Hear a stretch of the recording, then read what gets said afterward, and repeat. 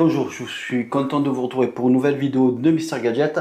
Alors aujourd'hui nous allons parler de la Huawei Watch Fit 4 Pro. Donc ça fait un petit mois que je l'ai avec moi. Ça fait un petit mois que je la teste un petit peu dans la vie de tous les jours et tout ça. Et je vais vous dire, après le déballage, mon avis sur cette montre. Allez, c'est parti, déballage.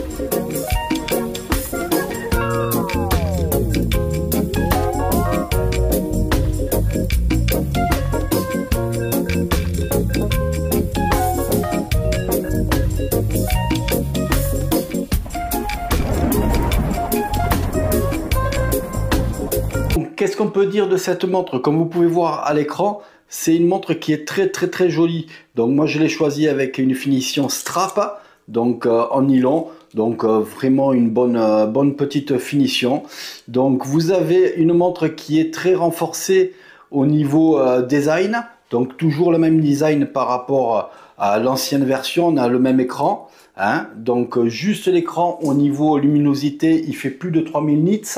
Donc vous pourrez voir dans n'importe quel cas de figure d'ensoleillement, vous verrez ce qui est marqué sur votre écran. Donc ça c'est super bien. Vous avez aussi de l'aluminium renforcé et puis du titane qui forme le cadre de cette Huawei Watch 4 Pro. On a ici un capteur qui est différent. C'est le capteur que vous aviez sur la Watch 5 GT5 l'année dernière, qui était sorti l'année dernière. Donc franchement, vous avez un très beau capteur.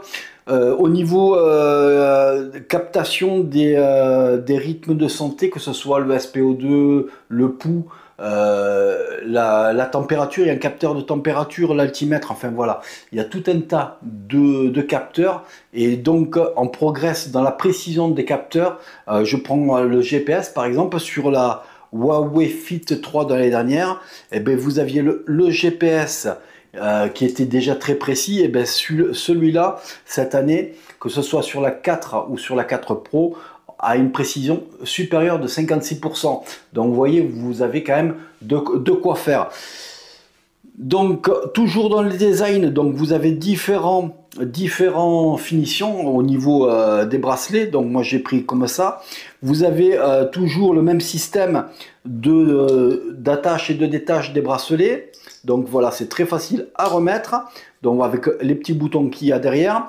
Je précise que les bracelets que vous aviez pu acheter pour la Fit 3 vont sur la Fit 4 et la 4 Pro. Donc vous perdez pas vos bracelets, vos achats. Donc ça franchement c'est super.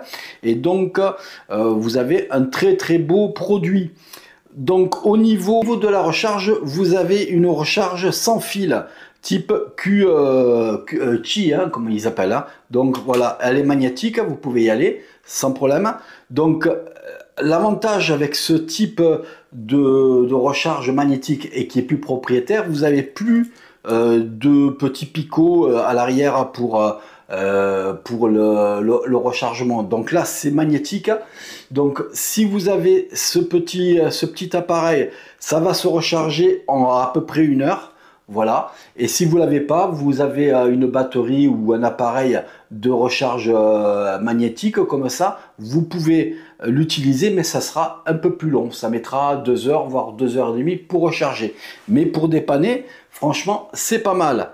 Voilà ce qu'on peut dire sur le design. Donc le design, c'est du titane, aluminium renforcé et saphir. Alors, je voulais vous montrer ce que c'est, ce que ça fait quand on a du titane et du saphir sur une montre, surtout une montre de plus de 2 ans. Donc voilà, vous avez ici la Coros Apex 2, ça fait plus de 2 ans que je l'ai. Vous voyez, le bracelet est un petit peu mangé, donc je compte le changer. Mais vous voyez que malgré mon activité, le verre saphir, il n'y a aucune rayure. Le cadre en titane, il n'y a aucune marque. Franchement, c'est top. Et c'est les matériaux que vous avez, qu'utilise Huawei sur cette 4 Pro. Donc franchement, si vous aviez peur de la prendre parce que vous bougez, vous faites pas attention, ben justement, elle est faite pour vous celle-là, parce que franchement, vous allez être, ça va être très difficile de la rayer ou de donner des coups vu la résistance des matériaux. Donc de ce côté-là, c'est pas mal. Vous avez pu voir ici que vous avez deux boutons, donc la couronne avec le retour haptique et qu'on peut cliquer. Donc si on clique, on rallume l'écran, ou sinon on va sur les menus.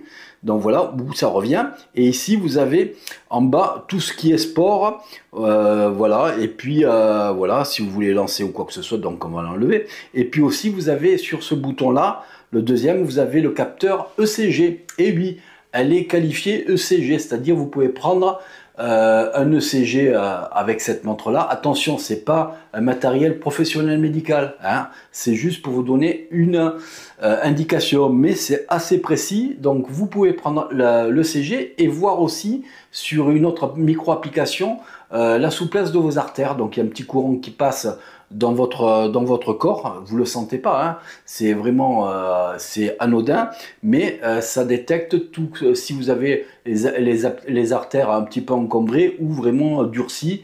Donc il va vous recommander de vous activer, parce que l'activité assouplit un petit peu les artères. Donc franchement, c'est pas mal. Ici vous avez un capteur de pression qui n'est pas sur la 4 et que ça n'était pas sur la Watch Fit 3. Donc ça, c'est pas mal. Vous avez toujours les haut-parleurs. Vous avez ici le micro. Donc franchement, elle est toujours assez conventionnelle par rapport à la 4. Hein. Mais vous voyez bien que sur la 3, ici, il n'y a pas le capteur de pression qu'il y a ici. Hein. Donc le capteur de pression va vous permettre d'avoir des activités sportives en altitude ou en plongée sous-marine qui sont vraiment optimisées. Vous pouvez utiliser cette montre là parce qu'elle a un IPX68 plus une certification 5 atmosphères, donc vous pouvez l'utiliser jusqu'à 40 mètres de plongée, pas plus, hein. Donc après voilà, c'est à vous de faire attention à votre monde, de pas aller plus profond, parce que là la garantie ne sera pas en cours. Donc franchement ça les tient. Donc elle est optimisée pour tout ce qui est sport de plongée, d'alpinisme et aussi du golf aussi. Donc vous avez tous des parcours accès à plus de 15 000 parcours golf à travers le monde. Donc vous pouvez l'utiliser. Moi je suis pas golfeur, donc je ne vais pas l'utiliser, mais après vous avez plein d'autres sports, donc vous avez plus de 140 ou 160 sports, et en plus vous avez un mode pour créer vos entraînements. Si le sport n'est pas répertorié, vous pouvez le créer par vous-même. Donc franchement, c'est pas mal. Donc ici, je vais vous montrer. Donc vous avez ici le menu. Donc vous voyez, il y a pas mal de menus. Donc vous voyez ici, c'est marqué ECG. Vous avez le sommeil, vous avez détection de la souplesse des artères, donc c'est ce que je vous parlais. Vous avez Stay Fit, c'est un programme qui va vous permettre de enregistrer ce que vous mangez, de vous faire un programme pour essayer de perdre du poids. Si, vous pouvez incorporer aussi des actions sportives, des entraînements, que ce soit la marche, la course, l'aérobic, comment ça s'appelle, un peu de gymnastique. Vous avez des cours qui sont proposés par Huawei, d'autres qui sont gratuits, d'autres qui sont payants. Donc ça, c'est vous qui le voyez. Si vraiment vous avez un besoin particulier, vous pouvez le faire. Donc il y a autant de choses qu'il y avait, comme disait l'année dernière, sur la Watch Fit 3, qui était super. Donc c'était le coup de cœur de l'année dernière.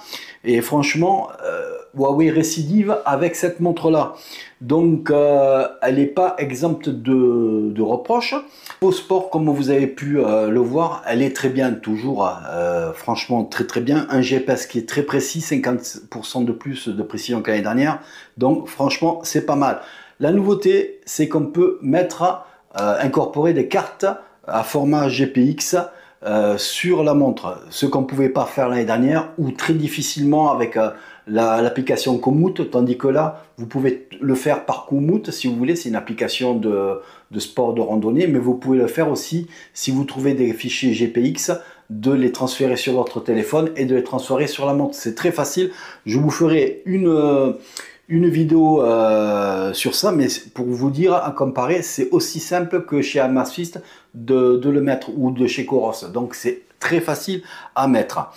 Donc voilà ce qu'on peut dire sur le sport.